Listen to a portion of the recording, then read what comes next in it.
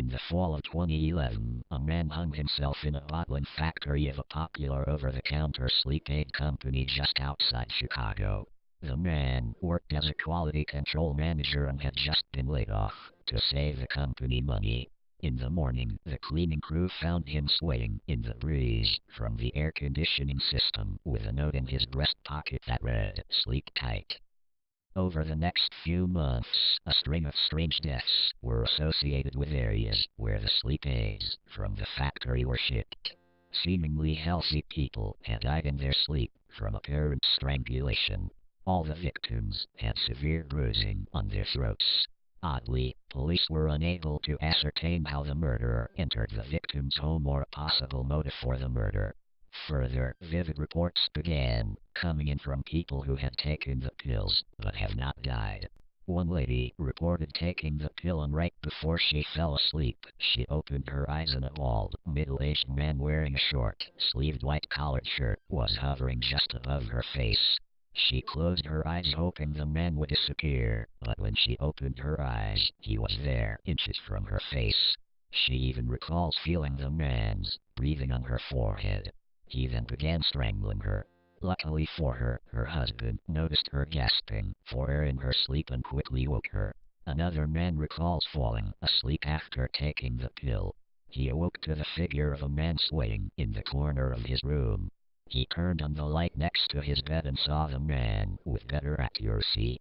He was a bald, middle-aged man wearing a short-sleeved, white-collared shirt. The bald man then removed the noose from his neck and reportedly floated towards the man attempting to strangle him. Again it was the man's spouse who woke him.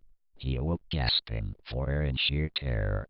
The FDA did a full investigation and found no evidence of tampering. Even after a recall of the pills and a public awareness campaign warning of possible tampering, the deaths and reports of the bald man didn't stop.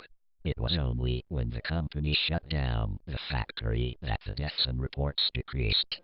It is unknown how many deaths were the result of the apparent tampering, or how many of the pills from the factory are still sitting in cabinets across the country. You know how there are porn sites out there in which men submit photos, videos and stories about their wives as revenge? Women used to have one too. It was called suicidemouse.avi. It was a forum where women would post stories about their husbands and about their ordinary lives. People could vote up or down on stories or videotapes about their significant other's antics. The community wasn't large, but it was just large enough to have a few hundred members. Because of its size, Suburban Housewife introduced a new VIP forum where only people who had donated money to the site could go. That was where all of the fun happened. There, the housewives would tell the stories as usual, upload the videos, upload the photos, and vote. However, they had a top 10 list of what they called the cheap bastards. It was a list of the worst husbands, as voted by the forum members. The husbands who didn't spend enough money. The husbands who didn't listen. The ones who assaulted their girlfriends or made them feel unloved. The ones who had left their beloved in a messy breakup, or who hadn't proposed quickly enough. The cheaters were at the very top. At the end of the month, the man at the top of the list was given a surprise visit by one of the forum members, and the admins of the site would decide a suitable punishment for them. A few days later, videos and pictures would be uploaded of the man suffering or, in some cases, dead. Their testicles would be cut off and shoved down their throat. They would be skinned down to the bone. Their eyes would be plucked from their sockets and the man would be left to bleed out. The video would never show the face of the person committing these horrible acts, and the audio would be muted.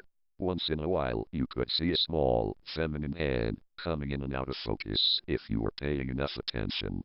It was difficult to keep the women of the VIP lounge quiet, and so a minimum of 50 posts had to be made every day by every member, and absolute secrecy was sworn. If a woman broke this pact, the administration would use their VIP registration form to find their address and silence them. Over 30 members went missing because of this pact. The site was eventually shut down following an investigation by Interpol. However, the list still exists, and the owner of the site was never arrested. It is said that, somewhere on the internet, the site is still there. The woman, wherever she is, walks the streets at night, continuing to torture and maim those men who are voted cheap bastards. Of course, they could be watching you.